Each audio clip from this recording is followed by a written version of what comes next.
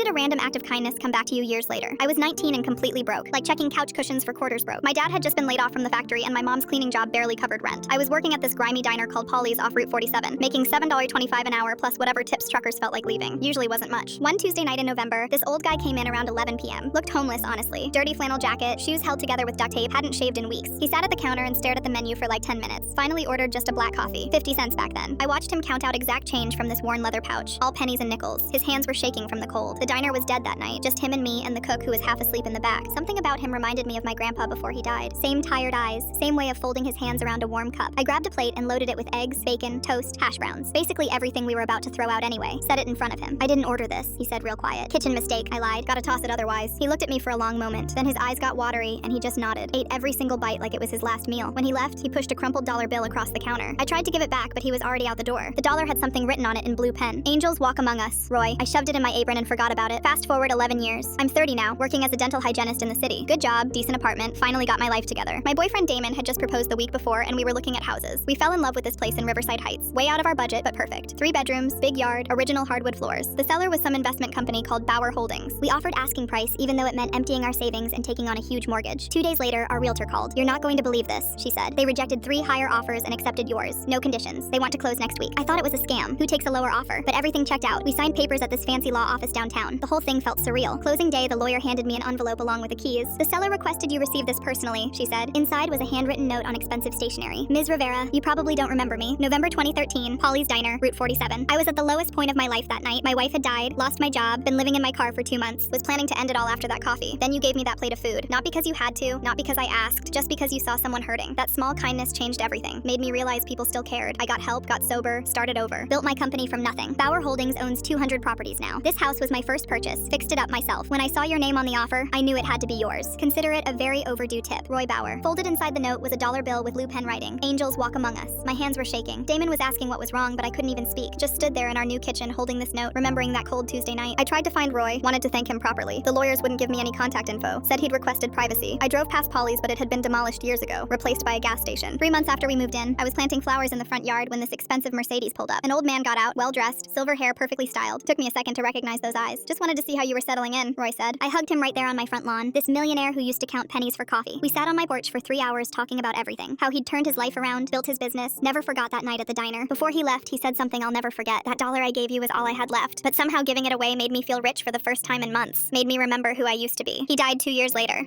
Left me a letter saying the house was always meant to come back to me. That kindness is just a loan that gains interest over time. We named our son Roy.